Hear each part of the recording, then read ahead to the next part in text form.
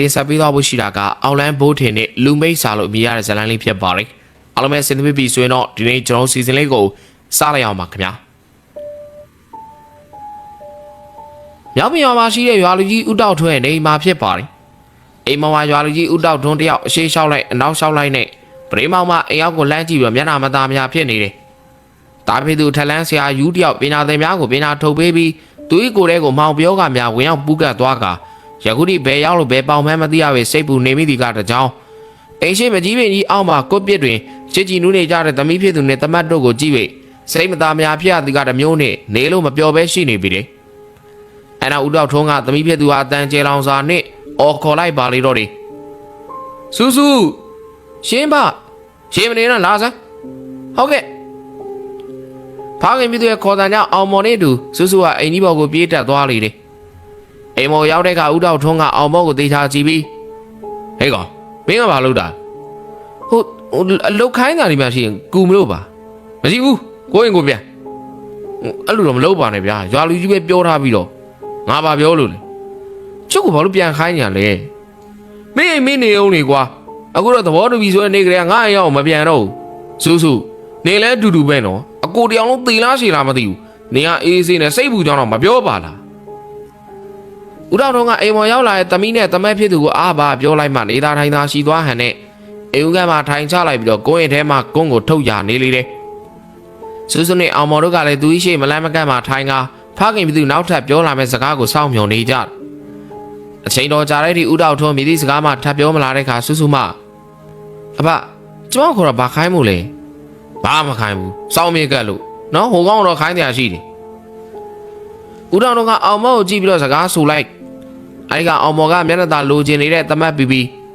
အဖပြောပါခင်ဗျာအယိုးကြီးရေခန်းခန်းကျုပ်ထမ်းဖို့အသင့်ပါပဲပြောလိုက်ရင်စောက်ကြီးစောက်ကျင်တယ်ငါသမီးကိုခိုးပေါ်အောင်စောက်ချက်မရှိအမေနဲ့မောင်အပူကဲ့တဲ့ကောင်ကမယ်ဟမ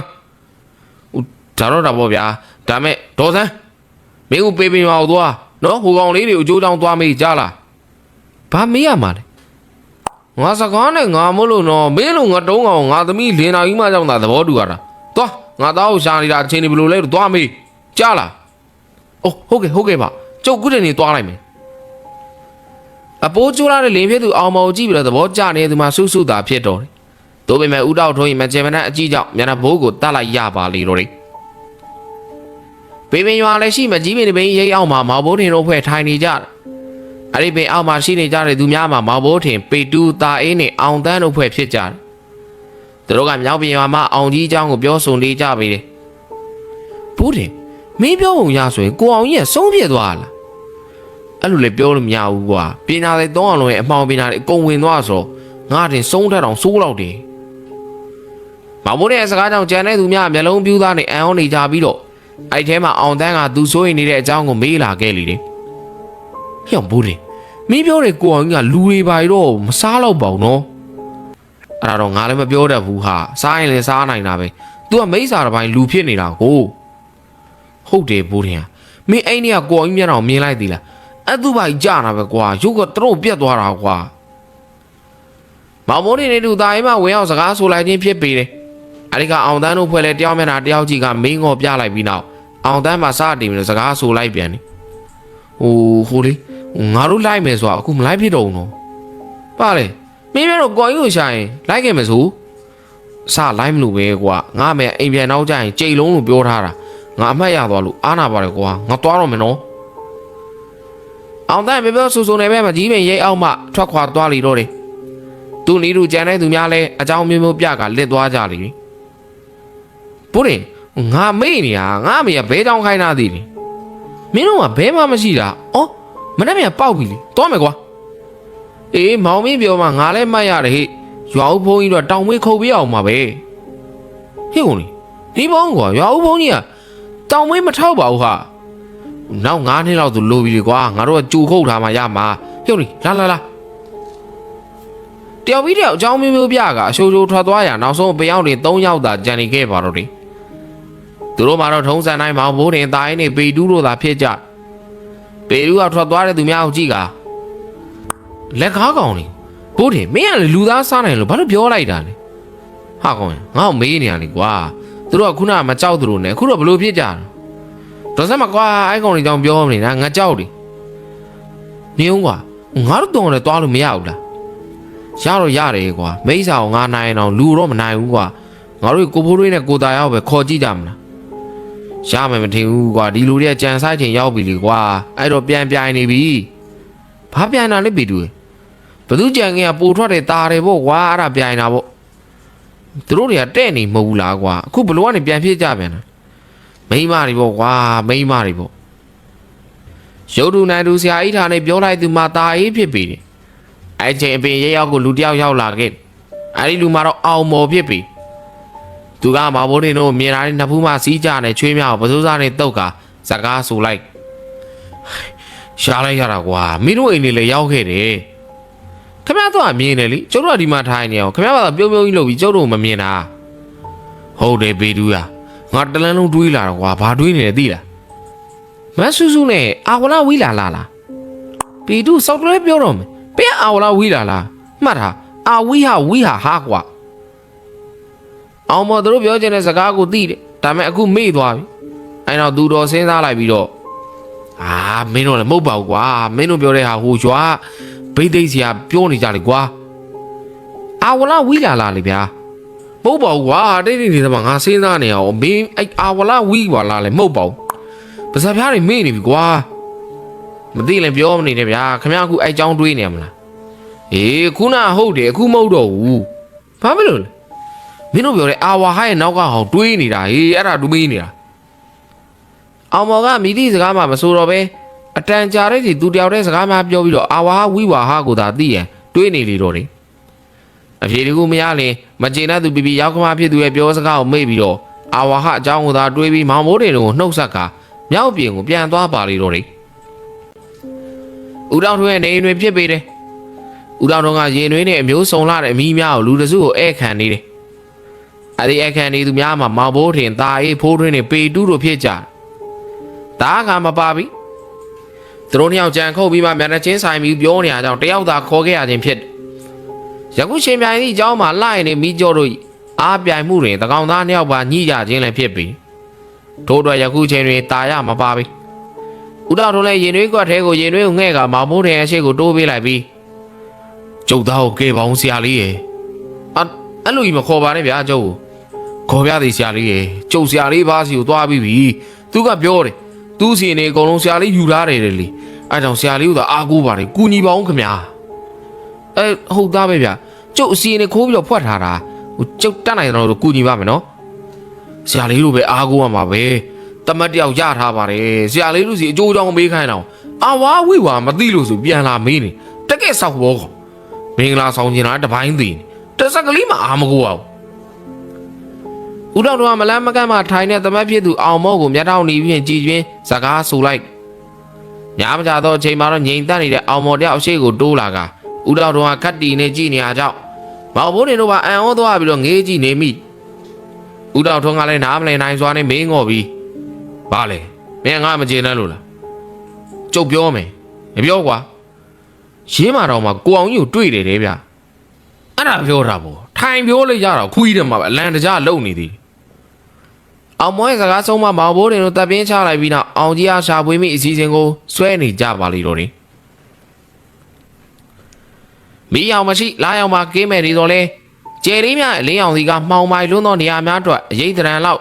ညင်ရရန်အလင်းအောင်ပေးဆွမ်းနေပါလိမ့်အဲ့ဒီကျယ်အောက်မှာမြောက်ပြင်ရွာလေးဟာတကောင်ရန်အချိန်မှာအလွန်တိတ်ဆိတ်လျက်ရှိပါလိမ့်အဲ့ဒီရွာထဲမှာရှိတဲ့ရွာလူကြီးအိမ်ကလည်းတိတ်ဆိတ်လျက်ရှိအရင်ညများမှာစုစုယောက်ျားနောက်လိုက်ပြီးဆိုရတာရွာတွေကလူတွေကိုခါချင်းငွေပေးပြီးတော့ခေါ်သူကခေါ်စေနာနဲ့လာဆောင်သူကစောင့်နေလူတော်လေးစီကားနေခဲ့ပြီတို့မြယခုစုစုလင်ရသွားတာကြောင့်ခါချင်းငွေပေးမဆောင်ခိုင်းတော့သလိုအညီမရှိတော့တဲ့ကောင်သားရင်များကလည်းမလာတော့တာကြောင့်တိတ်ဆိတ်နေပါလေအဲ့လိုတိတ်ဆိတ်နေတဲ့ဦးတောင်ထွန်းရဲ့အိမ်ထဲကိုလူရိတ်တိတ်ကပိတ်ထားတဲ့ဝက်ကတ်ချန်စီယုတ်ကိုကြောင်တကောင်လားလွှာကနေကြော်တက်သွားလိမ့်တယ်အဲ့နောက်အိမ်တိုင်းကိုတွေ့ကပ်ပြီးတော့တက်သွားကခန်းတခန်းဗရင်းပေါက်ကိုလက်ဖြင့်ခောက်လိမကြတော့ချိန်မှာခန်းလေးထဲမှာရေနံစီမီးကွက်အလင်းအောင်ထုံးလင်းလာကဗရင်းပေါက်တကားပွင့်လာခဲ့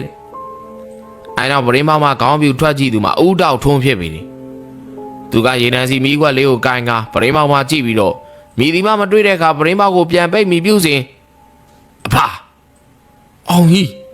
းမင်းဒီကိုရောက်နေတယ်ဦးတော်ကပရိမောက်ပြန်ပိတ်ပြုစဉ်သူ့ဟာခေါ်တဲ့နဲ့သူပရိမောက်ဘောင်ကိုကင်ပြီးတော့ခိုးတွဲလာတဲ့အောင်ကြီးကိုတွေ့ရတာကြောင့်အန်အောဝမ်းသာဖြစ်သွားတယ်အောင်ကြီးရုပ်သွင်းဟာသူကင်ထားတဲ့ရေနံစီမိကွက်အလင်းအောင်ကြောင့်ကောင်းစွာမြင်လိုက်ရအောင်ကြီးရဲ့ရုပ်သွင်းကအတော့ကိုအကြီးတန်းနေမျက်နာမှာမဲချောက်ချောက်ဖြစ်နေတယ်လို့မြက်ကွင်းတို့ကလည်းညိုနေပြီးတော့မျက်လုံးတွေကသွေးတော်မြင်များထပြီးတော့ရဲနေတယ်နှကန်းတို့မှာမဲနှက်နေသေးတယ်ဦးတော်ထုံးကသားဖြစ်တဲ့ရုပ်ရည်ကိုကြည့်ကစိတ်မသက်မသာဖြစ်သွားပြီးတပင်းချက်ကိုလေးပင်စွာချကစကားဆိုလိုက်လေတယ်ငါသားမင်းအိမ်ကြီးတွေပြတ်နေတယ်နဲ့ပြီးတော့ဆေးလိပ်တွေရှော့တော့ကွာဗျာဟုတ်တယ်လေမင်းမြက်ကွင်းတွေခွက်ပြီးတော့နှကန်းတွေလည်းပြနေပြီဟာဗျာကျုပ်ကိုယ်လည်းအမောင်ပညာတွေဝင်နေလို့အဲ့လိုဖြစ်နေတာအဖယ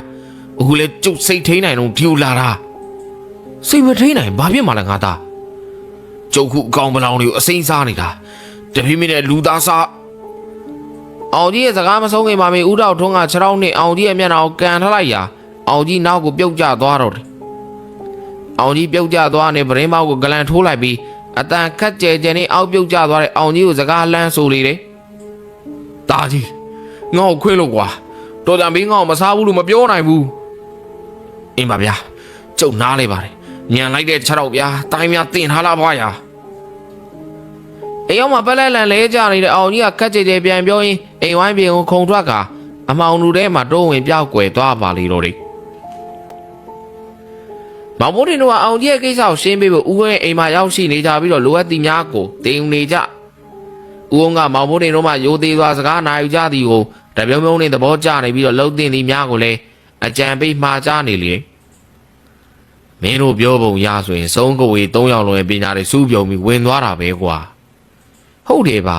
ခုဆိုကောင်ကြီးကကြက်တွေကိုခိုးစားနေရတယ်စိတ်တွေတောင်စပြီးတော့ခိုးစားနေပြောနေရပ်ပိုင်းလေးပဲရှိသေးလားနော်ဇုံတွေကအဲ့လိုတော့မလုပ်ဘူးကွာငါထင်အထက်ရောအောက်ရောသွားတာထင်တယ်ချက်ရက်နဲ့ထိုင်းရောသလိုပေါ့ကွာဘာလဲတောက်ချင်တာပြောနေပြန်ဟောငါဥပမာပေးတာပါကွာကဲပါကျတို့ဘယ်လိုလုပ်ရမှာလဲပြောပြအောင်ဇော်ကနီတယောက်ကိုရှာတွေးမှဖြစ်မယ်ကောင်းလေးဇော်ကနီကဗမာရှိတာလဲပါကူညီပါအောင်ဗျာအရေးကြုံကျုပ်တို့မှာအဘပဲရှိတာဗျာဇော်ကနီဆိုတာရိုးရိုးအိမ်တလိန်ဆုံးဇော်ကနီကိုပြောတာမဟုတ်ဘူးကွာအိမ်သားဇော်ကနီလို့ခေါ်တယ်နတ်စိမ့်မော်ကွာဦးဝင်းရဲ့စကားများကိုမောင်ဘိုးထင်နားမလဲပါကျန်တဲ့သူများဆိုရင်ဝေလာဝေးဖြစ်ပေတယ်အဲ့ဒီတော့မောင်ဘိုးထင်ကသူတို့ကလမ်းညွန်နေတဲ့ဦးဝင်းကိုမျက်နှာကိုချိုသာဆုံးပြုံးပြပြီးတော့စကားဆိုလေတယ်အဘအဲ့ဒါတွေကနည်းနည်းမြင့်သွားပြီကြုံတတ်နိုင်တော့ဘာကူညီပါအောင်ဗျာမင်းကဆရာကြီးပါကွာငါ့ကိုမလိုပါဘူး။အော်ဘာရဲ့ဆရာကြီးကဆရာကြီးပါပဲဘာရဲ့လှုပ်ပါကူညီပါဗျာ။မောင်မိုးတွေမှာမကြံတဲ့သူများမှာဝိုင်းဝန်းပြီးတော့တောင်းဆိုနေတာကြောင့်ဦးုံလည်းညင်းရခတ်သွားပြီးတော့ဟေးပါကွာဟေးပါကူညီမယ်ကျန်တတ်ပြီလား။ငါတော့အိမ်သားစုံကိုပင့်ပေးပြီးတော့မင်းတို့နေရာကိုခေါ်လာခဲ့မယ်။မင်းတို့ကငါပြောတဲ့နေ့မှာအောင်ကြီးကိုဖမ်းထားဖို့လိုတယ်။စိတ်ချပါလာမယ့်တစ်ပတ်ကကိုအောင်ကြီးကိုကျုပ်တို့သူ့ဘတလင်းထဲမှာဖမ်းထားမယ်အေးပြီးရောမပြီးသေးဘူးပါရဲ့ဘာလို့သေးတာလဲကောင်းလေးဟိုလေကိုင်ကြီးကိုဖမ်းနိုင်မဲ့နီလန်လေးလဲပေးပါအောင်လို့မဘိုးတဲ့စကားကြောင့်ဦးဝုံးကသူတို့အားလုံးကိုမကြေမနက်ကြည့်လိုက်ရင်အောင်ကြီးကိုဖမ်းနိုင်မဲ့နီလန်ကိုပြောပြနေပါတော့တယ်ဦးတော်တို့ရဲ့အိမ်ရှိမှာဂရင်လုံးချလာပြီးတော့အဲ့ဂရင်ပေါ်မှာအမဲသားများတင်ထားလေတယ်အဲ့ဒီအမဲသားများကလက်ဆက်လွန်းတာကြောင့်တော်လေးညှီနေပြီးတော့ရင်တလောင်းလောင်းနဲ့ဖြစ်နေအဲ့ဒီမဲသားဘုံကြီးကိုကြည့်ကဥတောက်တွန်းမှဘေးမှာရှိတဲ့မောင်ဟိုးတရားစကားဆိုလိုက်လေတယ်ဆရာလေးမဲသားကြီးဒီလောက်များကြီးကိုဘာလုပ်မှလဲကိုအောင်ရုံများမှလေဗျာကဲကောင်းတယ်လို့သာလုပ်ကြပါကျုပ်ကတော့နားကိုမလဲဘူးဘာကြီးကကျုပ်တို့တခုကူညီရမယ်ဗျာပြောပါဆရာလေးတခြားတော့မဟုတ်ပါဘူးကျုပ်တို့၄ယောက်ကအမဲသားတွေကိုပလိုင်းနဲ့ထည့်ပြီးတော့နေရာနဲ့သွားမှာဘာကြီးတို့ကကျန်တဲ့အမဲသားတွေကိုဘာကြီးတလင်းထဲမှာသွားထားပေးရမယ်ပြီးတော့အားကောင်းမောင်းတဲ့လူ၄၅ယောက်ပဲကျိုး၄၅ကျောင်းလောက်ပါအသင့်ယူထားမယ်စိတ်ချဗျာကျုပ်ကုံလှုပ်ထားလိုက်ပါမယ်ဟိုအဲ့ဆိုကျုပ်တို့လည်းလှုပ်ရှားချင်လှုပ်လိုက်အောင်ပဲဗျာဘာဘိုးတွေတော့ပလိုင်းများတွေကိုအမဲသားများထဲလိုက်အဲ့တော့ပလိုင်းရနောက်မှထားလွယ်လိုက်ပြီးတော့ဦးတောင်ထွန်းရဲ့အိမ်ဝိုင်းပြင်ကိုထွက်လာခဲ့ကြအိမ်ဝိုင်းပြင်ရောက်တဲ့အခါတာအိမ်မှာစတင်ပြီးစကားဆိုလိုက်လေတယ်ဘိုးတင်အမဲသားလွယ်ပြီးတော့ရှောက်သွားမှာကိုအိမ်မလိုက်ပဲတခြားသေးတွေလိုက်လာရင်မင်းတို့ကလည်းကွာကြောက်တဲ့ဟန်ကိုရော့ဒါလေးယူထားကြဘာလို့လုံးကွာကိုအောင်ကလွယ်ရင်တခြားဘယ်သူမှမကတ်နိုင်နဲ့အစီအမော့ကွာ မောင်ဘိုးရဲ့စကားကြောင့်သူတို့ထဲမှာအကြီးဆုံးဖြစ်တဲ့ဘိုးတွေကအစီအကိုတေချာကြည့်လိုက်ပြီးဟာမင်းဟာတကယ်ကိုအလုပ်ဖြစ်ရလားကိုဘိုးတွေဟာခင်ဗျာကျုံနဲ့ပေါင်းလာလေကြပြီခုထိကျုပ်ကိုမယုံသေးဘူးလားအရင်ကတော့ယုံတယ်ကွာမင်းတို့ကောင်တွေငါးပါးထိတ်တုံးနဲ့ခဏခဏရောက်နေတော့ငါသိမ့်မြုံချင်တော့ဘူးယုံလိုက်စမ်းပါဗျာကျုပ်ဆွဲဘိုးထင်ကမသေးကြတဲ့ရောက်ဘာတစ်ခုမှမလုပ်တာမောင်ဘိုးရဲ့ဟိတ်ကြီးအန်ကြီးစကားကြောင့်တိုင်းနဲ့ပေတူးကမကြည်တလို့ကြည့်ကပြောရတော့ခုထိမရှုံးပြေးမင်းမဲဆောက်တွဲလို့တာနော်ကြာလေးမပေါင်းရတဲ့ထဲမှာမိပါလာပြီအေးပါကွာအေးပါပြောပါမင်းတို့အစီအမယူဘူးဆိုရင်လည်းငါပြန်သိမ်းထားလိုက်တော့အော်ယူမယ်မင်းတို့ယုံလို့ပြောတာမဟုတ်နော်ဘာယုံလို့ပြီးတာပဲကွာရော့ကျုံနဲ့မောင်ဘိုးတင်ပေးတဲ့လူလိုဘလူးလိုတစ်သားနဲ့ထွေးထားတဲ့ရုပ်ကလေးများကိုတယောက်စီယူလိုက်ကြပြီးတော့သူတို့၄ယောက်ကတယောက်တနေရာစီခွဲကအမဲသားထည့်ထားတဲ့ပလိုင်းများလွယ်ပြီးထွက်သွားကြပါလေတော့လေနေအောင်ကတပေးနဲ့တောင်ဆွဲသူဝင်ရောက်ပြောက်ွယ်သွားပြီဖြစ်တော့နေဝင်လာတဲ့လူမောင်မိုင်ချင်းကလည်းအတူတွဲပြီးတော့ပါလာတဲ့စမြဲဖြစ်ပြီအဲ့ဒီမောင်လူထဲမှာမြောက်ပြင်းရွာအပြင်ဘက်မှာရှိတဲ့တင်းချိုင်းလမ်းမှာပလိုင်းလုံးလွယ်ပြီးတော့လမ်းလျှောက်နေသည်မှာဖိုးထွေးဖြစ်တော့တယ်သူကကြောင်းစိတ်နဲ့ငယ်ဝင်ပြီးတော့လဲသူ့ထက်ငယ်တဲ့ကောင်လေးများသည်ပဲမကြောက်မရွံ့နဲ့တယောက်တနေရာစီကိုသွားနေကြတာကြောင့်ကြောက်စိတ်ကိုဖျောက်ကတယောက်တည်းလမ်းလျှောက်နေတယ်ညနေကလေးကအခုချိန်ကြီးလမ်းလျှောက်နေတာဖြစ်ပြီမောင်တဲ့အခါမှာတော့သူကြီးနောက်မှခြေတံများမကြာခဏကြားလာရနောက်ကိုပြန်လဲကြည့်တော့လဲမြည်သူမှမရှိပြီမကြာတော့ချိန်မှာမြောက်ပြင်တင်းချောင်းကိုဖြတ်ပြီးတော့ရွာထိပ်မှာရှိတဲ့ဦးတောက်ထွန်းရဲ့လေတလင်းထဲကိုသွားရန်ဆုံးဖြတ်လိုက်တော့တယ်ဒါကြောင့်မြောက်ပြင်တင်းချောင်းကိုဖြတ်စင်မှာအုပ်ကူများကြားမှာရီမောတန်စကားပြောတန်ကလေးငိုနေ၍ချော့မြတန်များကိုကြားလိုက်ရပြီအဲ့ဒီတန်များကြားထဲမှာပိုးကြီးကျဲတဲ့အတန်ကထွက်ပေါ်လာတယ်ဟေးကောင်မင်းပလိုင်းနဲ့ကမဲသားတွေလားဟာအဲ့ဒီကောင်ရဲ့ပလိုင်းနဲ့ကမဲသားနဲ့ရတယ်လူစားကြမလားဖိုးတွေခေါင်းကြီးသွားတယ်ဒါကြောင့်စကားသမားကိုဂယုမပြုတ်ပဲခမ်းမြန်ရှောင်းနေစဉ်သူဤပခုံးကိုလက်တစ်ဖက်လာတင်လာကြောင့်လန့်ဖြန့်သွားရာလက်တင်သူကိုမောင်လူထဲမှာသေချာမမြင်ရတော့လဲလူတယောက်ဖြစ်နေတာကိုသတိပြုလိုက်မိပေတယ်အဲ့လူကဖိုးတွေကိုအတန်ခတ်အောနဲ့စကားဆိုနေတယ်ဟေးကောင်မင်းမဲသားတွေငါ့ကိုပေးပါလားခမရဘာလို့ငါအောင်ကြီးဟလားရွာလီဦးတော်ထွန်းရဲ့သားအောင်ကြီးလားဘသူသားလဲကငါမေ့နေပြီငါမဲသားစားခြင်းနဲ့ကွာစကားကိုနောက်မှပြောကျုပ်ခမရောက်ကျွေးဖို့လိုက်ရှာနေတာဗျကျုံတော့လိုက်ခဲ့လားနွားတကောင်လုံးပေါ်ထားတယ်ခမရောက်ကျွေးဖို့လေမင်းပြောတာတကယ်လားလိုက်ခဲ့ရင်သိရမှာဗောဗျဖိုးတွေကလည်းရှိသမျှတတ္တိလေးကိုစုကသူအားကြောက်ဟန်မပြပဲခက်အေးစကားစုံနေလေရာ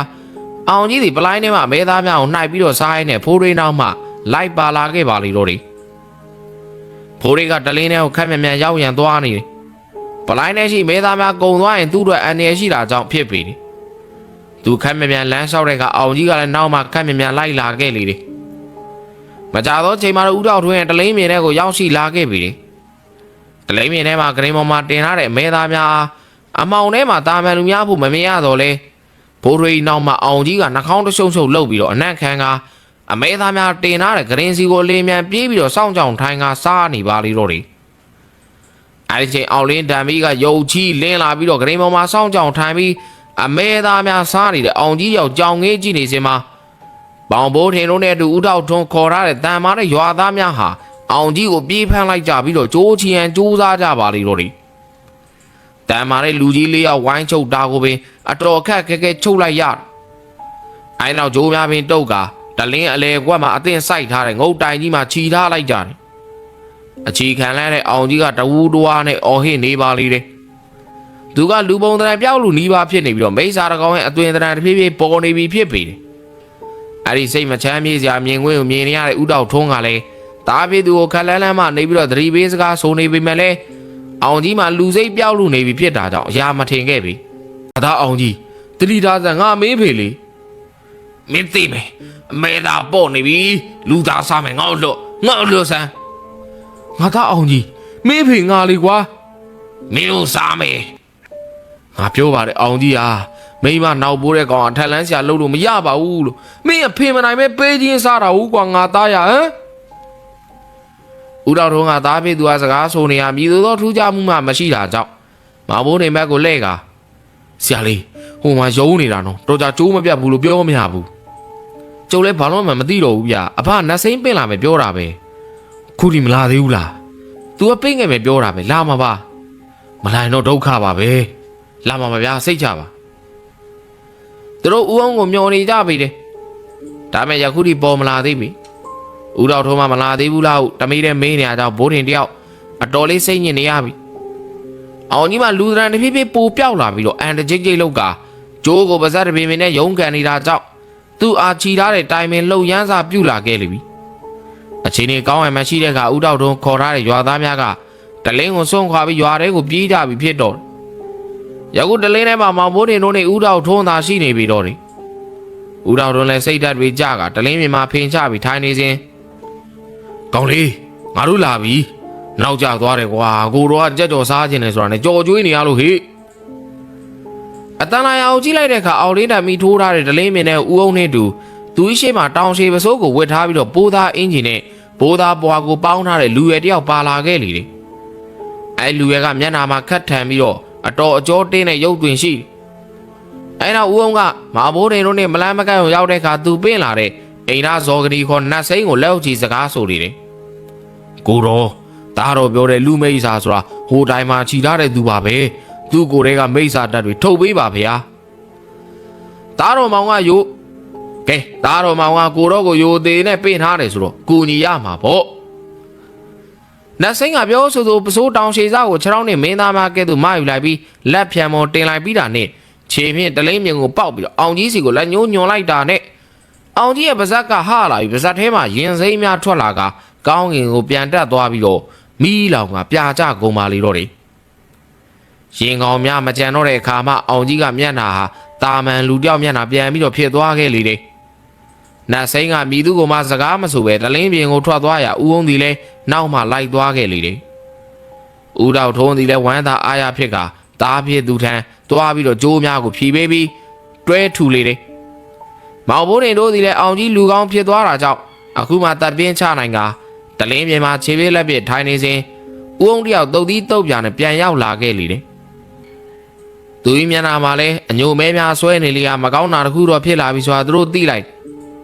သူတို့မေးများမြူကြံလိုက်အောင်ရှိသေးတယ်ဦးအောင်မှာအတန်ခတ်ကြဲကြဲနဲ့စကားဆိုလာလေတယ်ကောင်းလေးတို့ရေစောက်ပြဲတနာတော့တတ်ပြီဟာဘာလို့လဲပါဘာလို့ရမှာလဲကွာဟိုနတ်စိန်ကဒီမှာပျော်တယ်တဲ့ငါပြန်ပို့တာမသွားဘူးငါ့ကိုသူ့ဘုံပို့လို့ဆိုပြီးစော်လွတ်လိုက်တာဟေ့ဗျာဒီလိုနဲ့မောင်ဘိုးတင်တို့ကအကူကြီးတောင်းတဲ့အကြည့်နဲ့ကြည့်နေတဲ့ဦးအောင်ကိုမောင်ဘိုးတင်တို့ဒီလဲနားမလည်နိုင်စွာနဲ့ပြန်ကြည့်နေမိပါတော့တယ်အောင်လန်းဘိုးတင်နဲ့လူမိတ်စာဒီကဤမြတာမကြမီအောင်လန်းဘိုးတင်နဲ့နတ်စိန်အမိရတဲ့ဇလန်းလေးကိုတင်ဆက်ပေးပါဦးမယ်ခင်ဗျာ